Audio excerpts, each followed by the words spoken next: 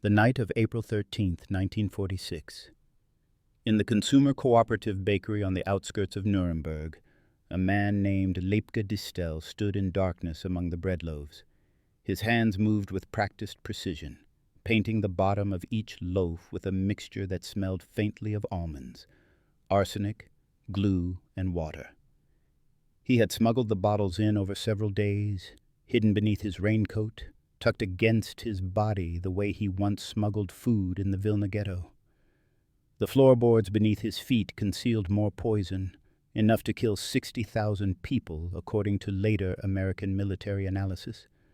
But tonight, with only 2 accomplices and limited time because of a bakery workers' strike, he could coat just 3,000 loaves instead of the planned 14,000.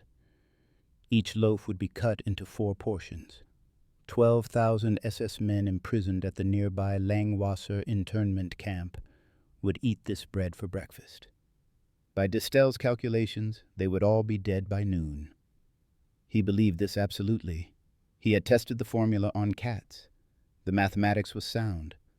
0.2 grams of arsenic per loaf, well within the lethal range of 0.1 to 0.3 grams. Distel painted faster, his brush moving in rhythm with breathing that had steadied during years of surviving what should have killed him. The Germans had taught him something about death. Now he would teach them something about justice. What Distel did not know, what he could not know as he worked in that darkened bakery, was that his plan had already failed, not through accident or miscalculation, but through something far more complex.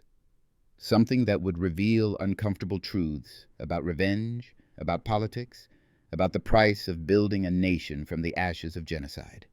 If you're enjoying this deep dive into the story, hit the subscribe button and let us know in the comments from where in the world you are watching from today.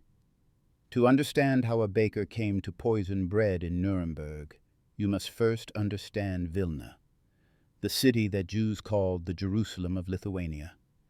In June of 1941, when Leipke Distel was a young man, the German Wehrmacht swept into Vilna, followed immediately by Einsatzgruppe B, the mobile killing squads tasked with murdering Jews and communists.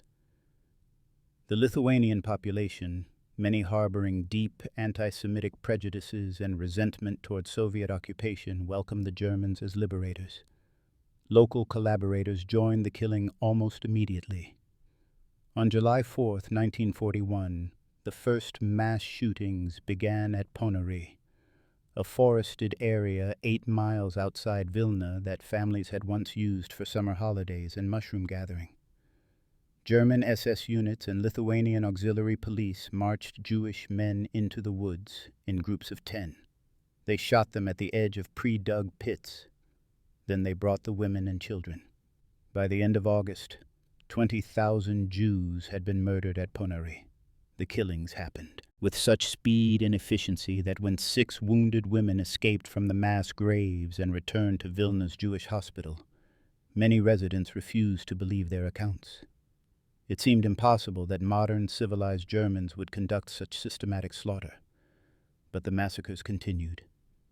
In early September 1941, the Germans established 2 ghettos in Vilna's historic Jewish quarter. Approximately 30,000 Jews were forced into the larger ghetto, numbered Ghetto 1. 11,000 were crammed into the smaller Ghetto 2. During the forced relocation, another 6,000 Jews were taken to Lukiski prison, then transported to Ponary for execution. The ghettos were not places of survival, they were holding pens. The Germans issued work certificates called shines to selected Jews deemed useful for labor. These yellow passes created a cruel hierarchy. Families fought over registration. Younger brothers were listed as children. Fathers pretended to be husbands.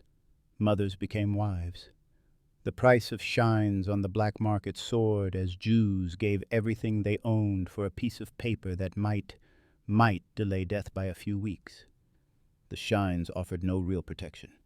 On Yom Kippur, October 1st, 1941, when synagogues were full of worshippers, German and Lithuanian forces under SS officer Schweinberger entered both ghettos. They rounded up Jews regardless of work certificates. Approximately 3,700 people were taken to Lukiski prison, then to Ponary. The sounds of gunfire echoed from the forest. Some were released after German employers paid bribes. Most were murdered. By October 21st, Ghetto 2 was completely liquidated. All its residents were dead. In Ghetto 1, between 20,000 and 25,000 Jews remained from a pre-war population of nearly 80,000. The systematic nature of the killing was not random violence. It was administrative murder conducted with German efficiency and Lithuanian enthusiasm. Einsatzgruppe A filed regular reports to Berlin documenting their progress. The rapid annihilation of Lithuanian Jews, they noted proudly, was made possible by the eager participation of the local population. Lithuania would ultimately lose 95% of its Jewish population, the highest percentage of any Nazi-occupied country.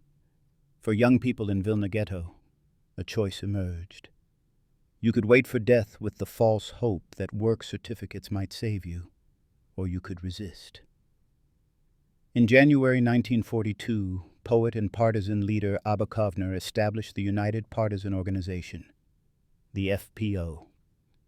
It was the first armed Jewish resistance organization created in any Nazi ghetto. Kovner's manifesto was blunt. Jews were being led like sheep to slaughter at Ponary. They should not go willingly. Some FPO members, including Leipke Distel, survived through a combination of luck, endurance, and the particular skills required for staying alive when every day brought new German actions, new selections, new transports to Ponary. Distel learned to smuggle. He learned to hide. He learned to watch people he knew disappear and to keep functioning the next day because the alternative was giving up, and giving up meant death. When the final liquidation of Vilna Ghetto came in September 1943, some fighters escaped through sewers to join partisan units in the Rudninkai and Narok forests.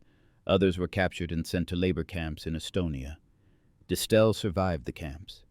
He survived the death marches. He survived the liberation by Soviet forces in July 1944. What he found afterward was absence. His entire world had been erased. The Jewish quarter of Vilna, where generations had lived, studied, prayed, and built a vibrant culture, was empty. The synagogues were destroyed. The schools were gone. The people were dead, 95% dead. The bodies were still in the pits at Ponary, approximately 48,000 of them mixed with Soviet prisoners of war and others who had opposed German occupation. For survivors like Distel, this created a psychological reality that non-survivors struggled to comprehend. The world that had existed before 1941 was not just damaged or changed. It was annihilated. There was no going back because there was nothing to go back to. Most Holocaust survivors, exhausted and traumatized, wanted only to rebuild, to find any remaining family, to emigrate to Palestine or America, to start over. But a small group, perhaps 50 people, mostly former partisans and resistance fighters, could not simply move forward. They had spent years fighting Germans. They had watched friends die. They had survived when survival seemed impossible.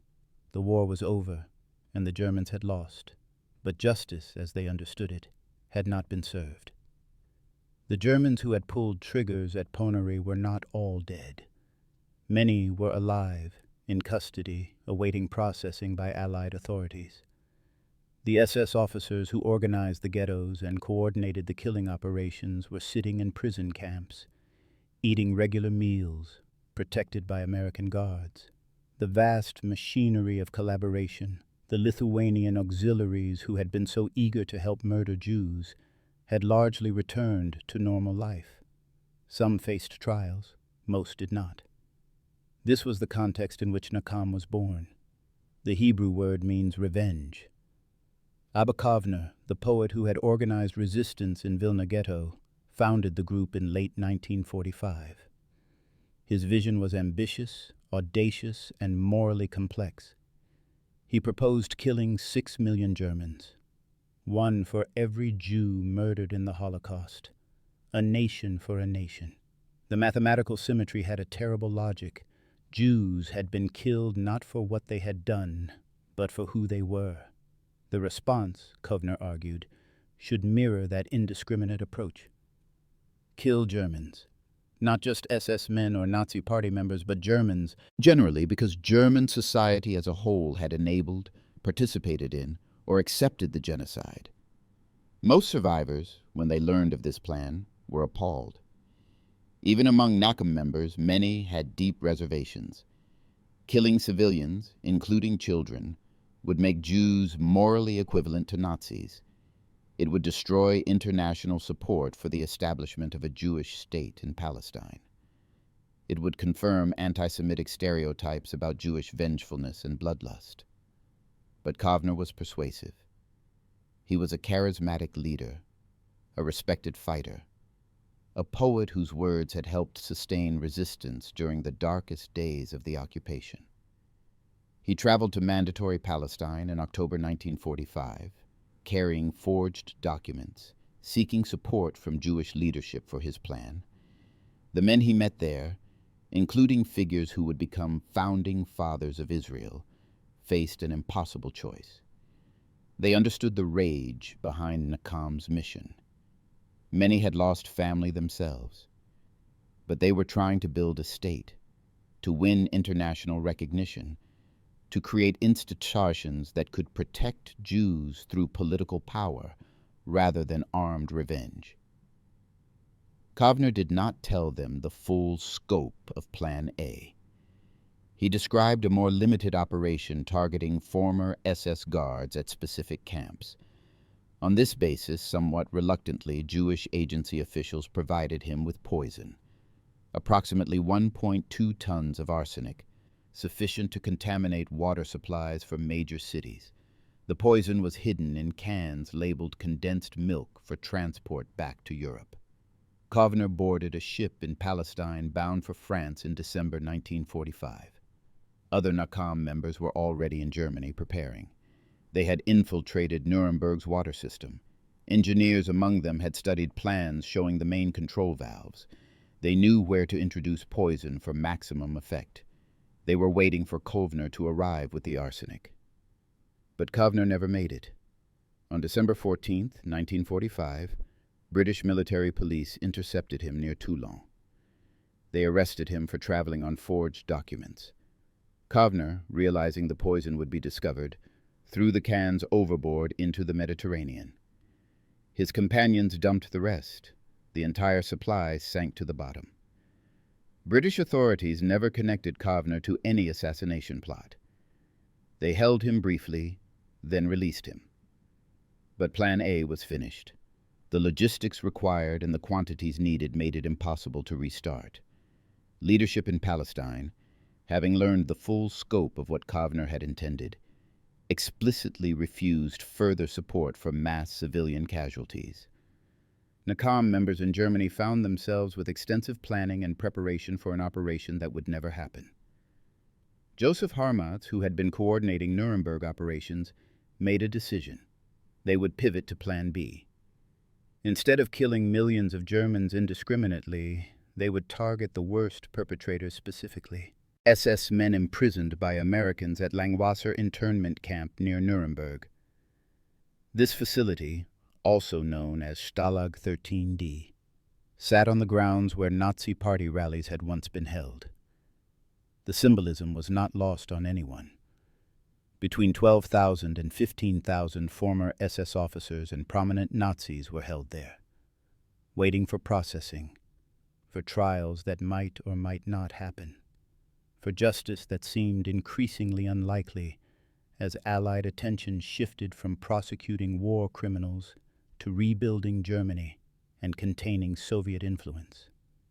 For Nachum members, these men represented something beyond individual guilt.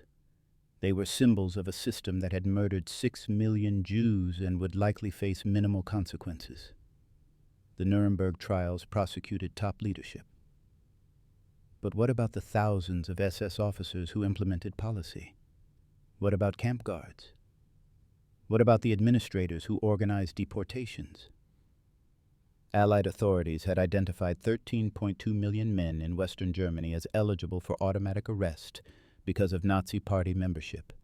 Fewer than 3.5 million were charged. Of those charged, 2.5 million were released without trial. About 1 million faced sanctions, usually fines, temporary employment restrictions, or brief bans on public office. The gap between crime and punishment was vast. For Holocaust survivors who had watched their families murdered, this felt like abandonment.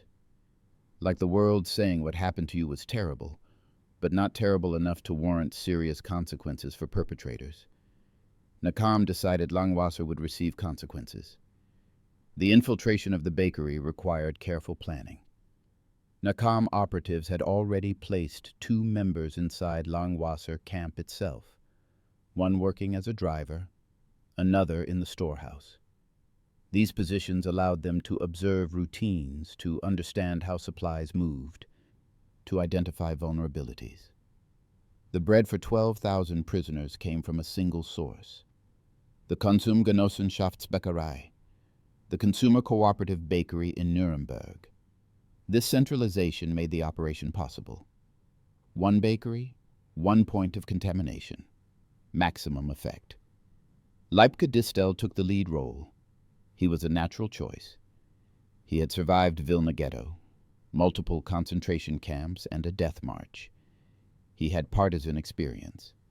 He understood operational security and the psychology of deception. Most importantly, he knew how to endure.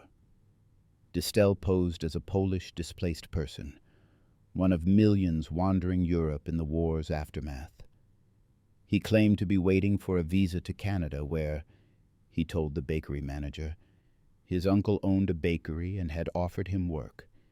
He asked if he could work for free at the Nuremberg bakery, learning German baking techniques while waiting for his papers. The manager was skeptical at first. Why would a Jew, even a Polish Jew, seek work in Nuremberg of all places, the former Nazi Party stronghold? But Distel was patient. He brought gifts: cigarettes, which were currency in post-war Germany; chocolate, which was precious; alcohol, which loosened tongues and suspicions. He offered to work without pay, just for the experience. Gradually, the manager's resistance faded. Distel was granted access to the bakery storeroom. Over the following weeks, Nakam placed additional operatives in the bakery. By April 1946, 6 members worked there in various capacities. They met each night in a rented room in nearby Fürth to coordinate. The central problem they needed to solve was specificity. How could they poison German prisoners without harming American guards? Research provided the answer. At Langwasser, prisoners received black bread as their daily ration. Each man was issued 1/4 of a loaf per day. American guards, by contrast, received white bread baked separately and delivered through different supply channels. On Sundays, this distinction became absolute. The black bread went exclusively to prisoners. No Americans touched it. Therefore, Saturday night became the target window. Poison the black bread after Saturday's baking shift ended, before Sunday morning delivery. Nakam needed poison. The original arsenic from Palestine was at the bottom of the Mediterranean. They obtained new supplies locally from associates in the tanning industry where arsenic was used in leather processing. Over 18 kilograms, approximately 40 pounds. In Paris, a Nakam chemist named Ratner had spent months in October 1945 developing the proper formula. He needed poison that was tasteless, odorless, and would adhere to bread surfaces without being absorbed too deeply or rubbed off during transport. He experimented with various mixtures. Eventually, he created a combination of arsenic, glue, and water that could be painted onto bread with a brush. The glue made it sticky enough to adhere like flour. Tests on cats proved the mixture was lethal. The mathematics supported large-scale application. 0.2 grams of arsenic per loaf was the target concentration. Medical literature established that 0.1 to 0.3 grams constituted a lethal dose for humans. If each loaf carried 0.2 grams and was divided among 4 prisoners, each man would consume 0.05 grams. That dosage, while below the minimum lethal threshold individually, should cause severe illness. But Nakam wasn't counting on quarter loaf portions. Many prisoners, especially those who were hungry or had access to extra rations through work details, ate more. Anyone consuming a full loaf or even half a loaf would receive a definitively fatal dose. The plan scaled. 3,000 loaves could theoretically poison 12,000 men if each loaf was quartered as regulation specified. But even if distribution was uneven, thousands would die. That was the calculation. That was the confidence with which they proceeded. The arsenic arrived in Nuremberg smuggled in small quantities over several days. Operatives hid bottles under raincoats against their bodies using techniques Distel had perfected in Vilna Ghetto when smuggling food. They stashed the poison beneath bakery floorboards. Security at the bakery was tight, designed to prevent food theft by hungry workers in a starving city. But the guards were watching for people taking food out, not bringing substances in. The weeks of preparation established patterns. Nakam members worked their shifts, maintained cover identities, waited for the right moment. They needed a Saturday night when they could work undisturbed for several hours, enough time to coat thousands of loaves. They needed enough operatives present to paint efficiently. They needed escape routes prepared for immediate departure from Germany after the operation. April 13, 1946 was selected, but complications emerged immediately. That Saturday, bakery workers went on strike over wages and working conditions. The strike delayed production and prevented 3 Nakam operatives from entering the facility without raising suspicion. Only Distel and 2 accomplices made it inside.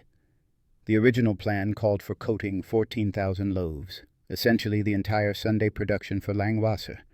With reduced personnel and limited time before Sunday morning delivery, they could manage only 3,000 loaves. Distel made the decision to proceed anyway. 3,000 loaves meant 12,000 potential victims if the bread was distributed as planned. That was still significant.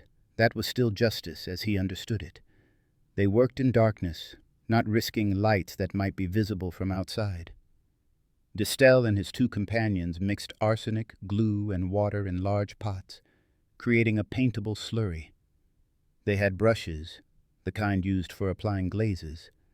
The technique required speed and consistency. Paint the bottom of each loaf thoroughly. Ensure even coverage. Stack the loaves back in their delivery configuration so nothing appeared disturbed. The work was physically demanding. Coating 3,000 loaves, even with 3 people working in rotation, required 2 hours of sustained effort. Their arms ached. The smell of arsenic, faintly almond-like, filled their nostrils. They worked in rhythm, developed over the first hour, barely speaking, focused entirely on the task. The poison mixed smoothly. It adhered well to the bread's crust.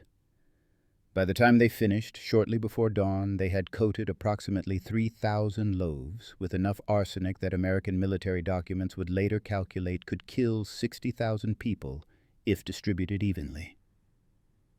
The amount on each loaf varied slightly, brush application being imperfect, but laboratory analysis would show arsenic concentrations ranging up to 0.2 grams per loaf, exactly as intended. Some loaves had poison on the bottom. Some had traces on the sides and top from handling. All were deadly. Distel and his accomplices cleaned their equipment and hid it beneath the floorboards with the remaining unused arsenic. They left through different exits as dawn broke. Within hours they were fleeing Nuremberg, heading for the Czechoslovakian border with false papers and the assistance of other Nakam members positioned along escape routes. Joseph Harmatz, who had coordinated the operation from outside the bakery, led the evacuation. By Sunday morning, when the poisoned bread was loaded onto trucks for delivery to Langwasser, every operative directly involved was either out of Germany or in motion towards safe territory. The bread arrived at the camp, Guards distributed it according to standard procedure. Black bread to prisoners, 1/4 loaf per man as regulation specified. Some prisoners ate their portion immediately at breakfast. Others saved portions for later. The arsenic had no taste. The glue that bound it to the crust was undetectable. Men ate their bread and returned to their routines. Within hours, they began getting sick. If you find this story engaging, please take a moment to subscribe and enable notifications. It helps us continue producing in-depth content like this. The first symptoms appeared around mid-morning on April 14, 1946.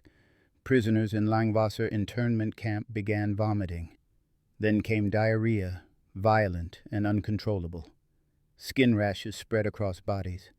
Some men experienced seizures. Others collapsed in convulsions. The camp infirmary, designed to handle routine medical issues, was overwhelmed within an hour. American medical personnel initially suspected food poisoning, perhaps from spoiled supplies or contaminated water. But the scale was wrong.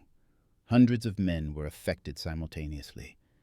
The symptoms were too uniform, too severe, too sudden to be natural contamination.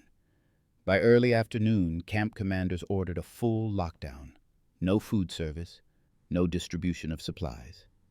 Medical teams worked to stabilize the most severely affected prisoners. The count of sick prisoners climbed steadily. 200, 500, 1,000, 1,500. The camp hospital could accommodate perhaps 50 serious cases. Tents were erected for overflow. American doctors recognized the symptoms matched cholera in some respects, but cholera didn't strike this suddenly or this comprehensively. Someone suggested poison. The camp commander ordered immediate investigation of all food supplies delivered that morning. American military police and German criminal investigators converged on the Consumer Cooperative Bakery.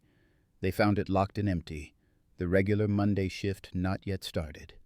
They broke in. The search was methodical. Check the flour storage, inspect the ovens, examine preparation areas. A lieutenant named Robert Rogers led the American team. A German police official named Erich Pinkau assisted. They found the hiding place quickly. Beneath loose floorboards in the storage area, they discovered 3 empty hot water bottles and a burlap bag containing 4 full hot water bottles. The contents sloshed slightly. They opened one carefully and sampled the liquid. Arsenic mixed with glue and water. The quantity was staggering. Military chemists analyzed the contents immediately. Their report, stamped confidential and dated 1947 when it was compiled, stated the recovered material contained enough arsenic mixed with glue and water to kill approximately 60,000 persons. Laboratory investigators then examined bread samples from the bakery and from the camp. They found arsenic on the bottom, top, and sides of loaves. The concentration varied, some areas having more than others, but poison was present throughout.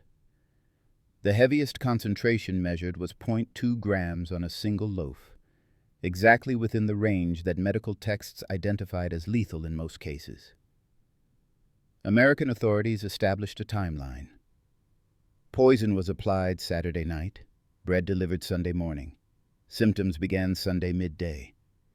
By Sunday evening, the count of affected prisoners reached 2,283, according to records compiled for the New York Times report published April 23, 1946. Of those, 207 were hospitalized with serious symptoms requiring intensive care.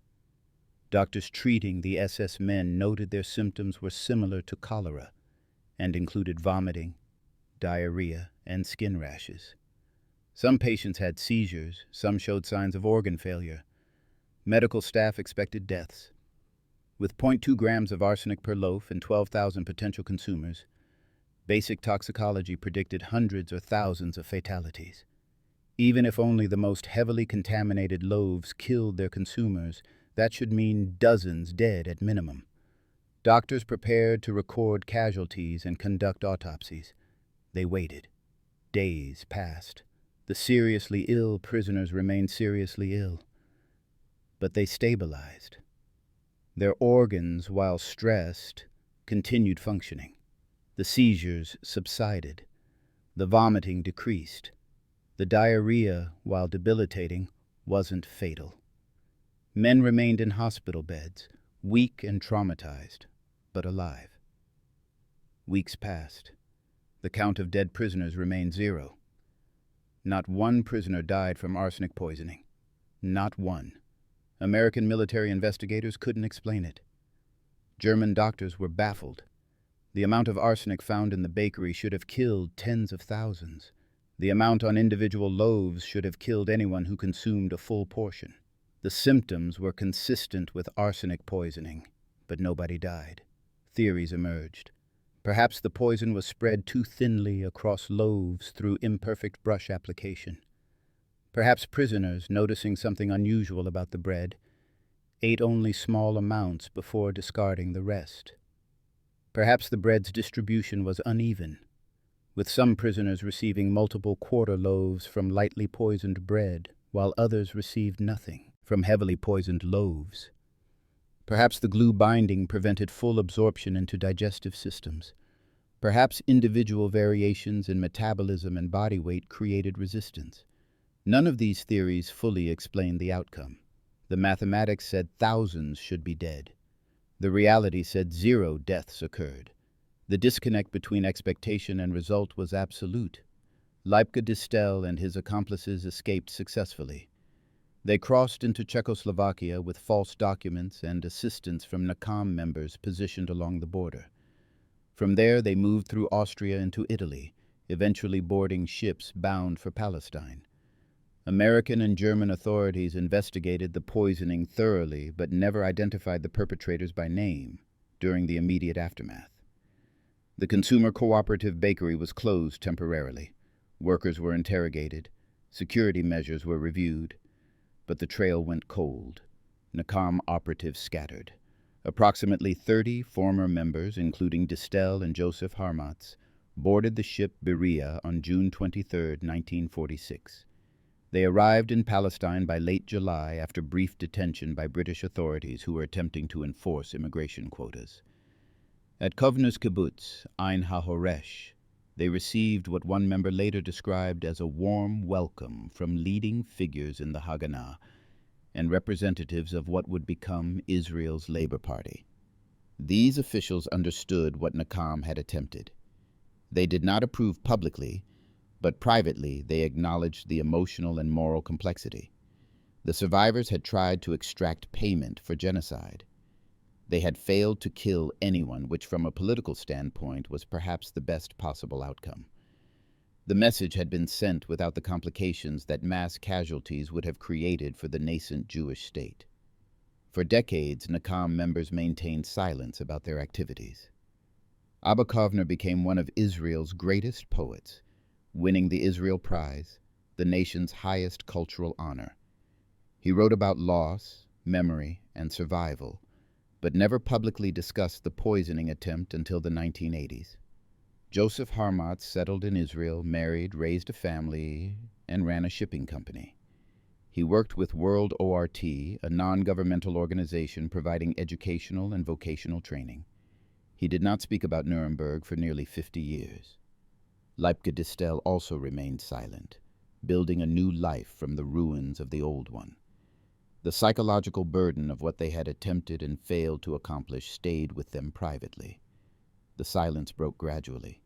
In the mid-1980s, some NACOM members began giving interviews to historians and journalists. The story emerged in fragments.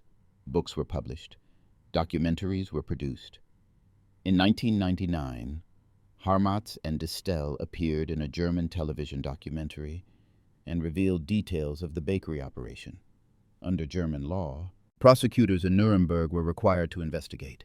They faced an uncomfortable situation. Holocaust survivors had attempted to murder prisoners, including likely war criminals, held in American custody. The prosecutors had to determine whether charges were warranted. The investigation proceeded carefully. Evidence was reviewed. Witnesses were interviewed. The conclusion, announced in 2000, was that no charges would be filed due to extraordinary circumstances. The prosecutors acknowledged that attempted murder had occurred. The legal elements were present. But the context, the historical reality of what these men had survived and what the intended victims had done, created a situation where prosecution seemed unjust. The decision was controversial. Some argued that attempted murder was attempted murder regardless of motive. Others argued that applying normal legal standards to Holocaust survivors seeking revenge against SS men was itself a form of moral blindness. Harmatz lived to be 91 years old. He died in September 2016, one of the last surviving Nakam members. In interviews during his final years, he expressed no remorse for the poisoning attempt. His only regret was that nobody died. He stated this plainly, without equivocation. He had wanted Germans to pay for their crimes. He had wanted the world to understand that attacks on Jews would not go unanswered. The operation's failure to kill troubled him more than any moral question about the rightness of mass poisoning. His son Ronel later revealed that privately, in family conversations, Harmatz acknowledged relief that Plan A, the water poisoning scheme targeting millions of German civilians, never happened.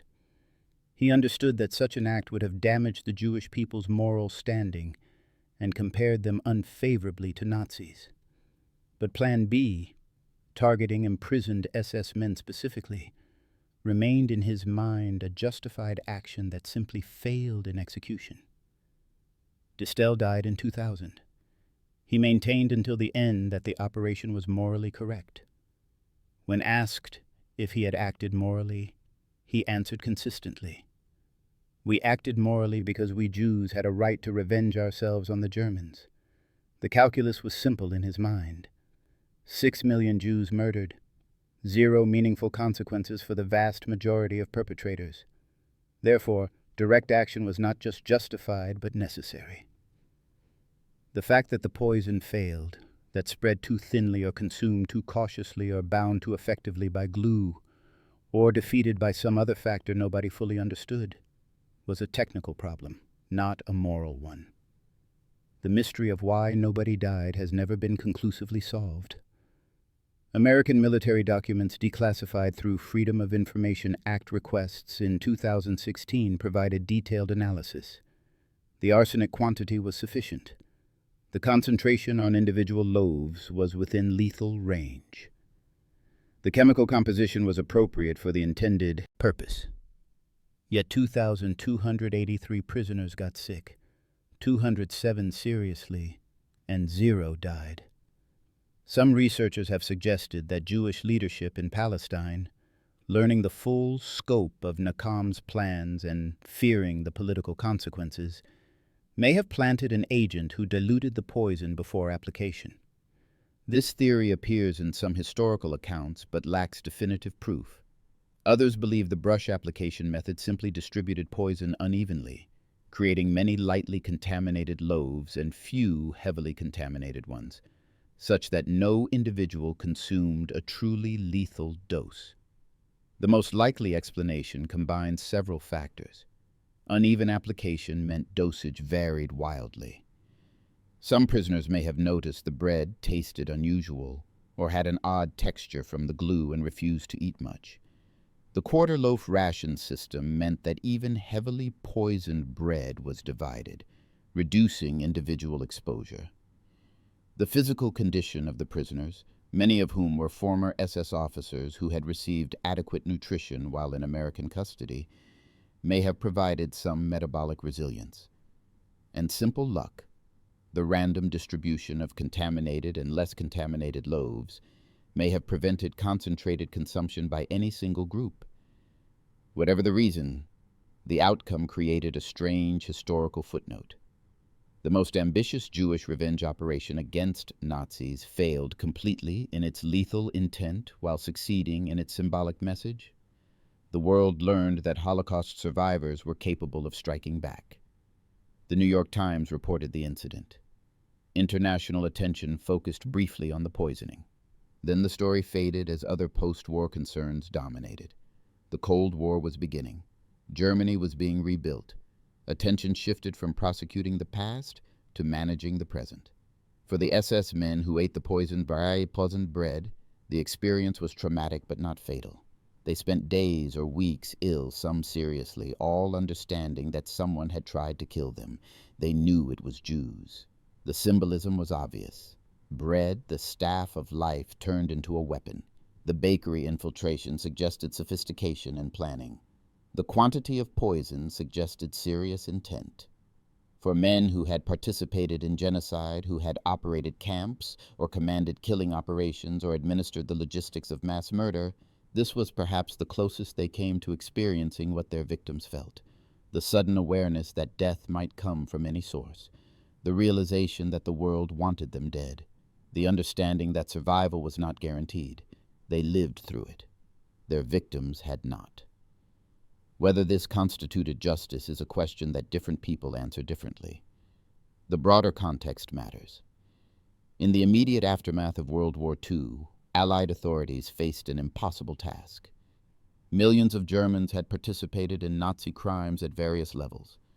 The Holocaust involved not just SS killing squads, but also railway workers who transported victims, bureaucrats who processed deportation orders, factory managers who used slave labor, ordinary citizens who profited from confiscated Jewish property. Prosecuting everyone responsible was logistically and politically impossible. The Nuremberg trials targeted top leadership. Other trials addressed specific crimes. But the vast majority of perpetrators returned to normal life with minimal consequences. This created profound frustration among survivors. They had watched the systematic destruction of European Jewry. They had seen German efficiency applied to industrial murder. They had survived through luck, endurance, and the particular circumstances of individual situations that allowed them to live when millions died. And then they watched as the perpetrators largely escaped serious punishment. Some were executed. Some served prison sentences. Most faced, at worst, temporary employment restrictions or small fines. The gap between crime and consequence was enormous. Nakam represented an attempt to close that gap through direct action. The operation failed in its immediate goal, but succeeded in creating historical awareness. The story of Nakam, once it became public decades later, forced confrontation with uncomfortable questions. What do victims owe their tormentors? Is revenge ever justified? Can mass murder be answered with mass murder? Is there a moral difference between killing 6 million random Germans and killing 12,000 SS officers? These questions have no easy answers. Different ethical frameworks produce different conclusions. The fact that nobody actually died from the poisoning removes some urgency from the moral debate, while making the historical episode easier to discuss. It becomes a story about intent rather than outcome, about psychology rather than body counts. Dina Porat, chief historian at Israel's Yad Vashem Holocaust Memorial, provided context in interviews about Nakam. She noted that the tragedy of the Holocaust was about to be forgotten in the immediate post-war period. If crimes go unpunished, she argued, they establish precedent for future crimes. Nakam members were driven not only by personal desire for justice, but also by the need to send a warning to the world. You cannot hurt Jews in such a manner and get away with it. Whether poisoning SS men effectively communicated that message is debatable. But the attempt itself demonstrated that Holocaust survivors were not passive victims waiting for others to deliver justice. The story of Leipke Distel and the poisoned bread connects to larger themes in World War II history and Holocaust memory. It reveals the limitations of formal justice systems when dealing with unprecedented crimes. It demonstrates the psychological complexity of survival and the ways trauma shapes moral reasoning.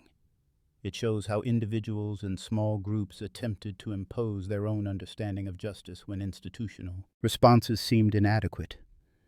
And it illustrates the profound disconnect between intent and outcome that characterized so much of the post-war period. Distel believed he was painting death onto bread that night in April 1946. He had calculated dosages, tested formulas, prepared escape routes. He worked with the confidence of someone who understood chemistry and logistics. 3,000 loaves, 12,000 potential victims. Justice, as he conceived it, delivered through the same method Germans had used to deceive Jews. Just as deportation trains were described as resettlement, just as gas chambers were disguised as showers, poisoned bread would appear as normal rations until too late. The symmetry appealed to him. But the mathematics failed. The poison that should have killed thousands killed none. Whether this was sabotage, accident, uneven application, prisoner caution, or simple chance remains unclear 78 years later. What is clear is that Distel and his fellow Nakam members represented a particular response to genocide that history has largely forgotten or minimized. They were not interested in trials, in testimony, in establishing legal precedent. They wanted blood for blood. They wanted Germans to fear Jewish revenge, the way Jews had feared German persecution. They wanted the world to understand that the days when attacks on Jews went unanswered were finished. The State of Israel would later institutionalize this principle, hunting Nazi war criminals across continents, conducting operations like the kidnapping of Adolf Eichmann from Argentina. But in 1946, before Israel existed, before institutions could act, individuals took matters into their own hands. The poisoned bread of Nuremberg stands as a strange monument to this impulse. It was sophisticated in planning and crude in execution. It was morally complex, neither purely justified nor purely condemnable. It failed completely in its lethal purpose while succeeding partially in its symbolic message.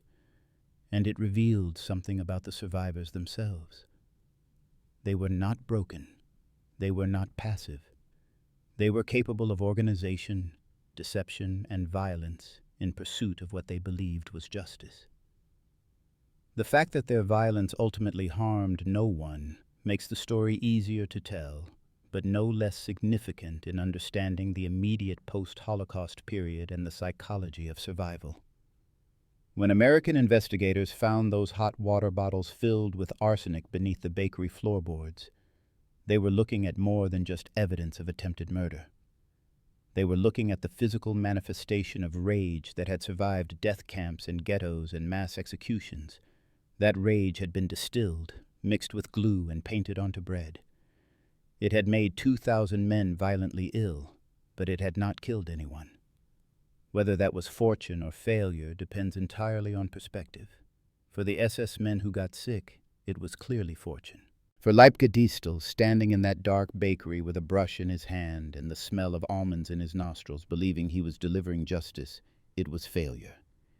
He had survived everything Germans could inflict on him, but he could not make them die for it. No matter how carefully he painted, no matter how precisely he calculated, no matter how just he believed his cause to be. That failure would haunt him for the rest of his life.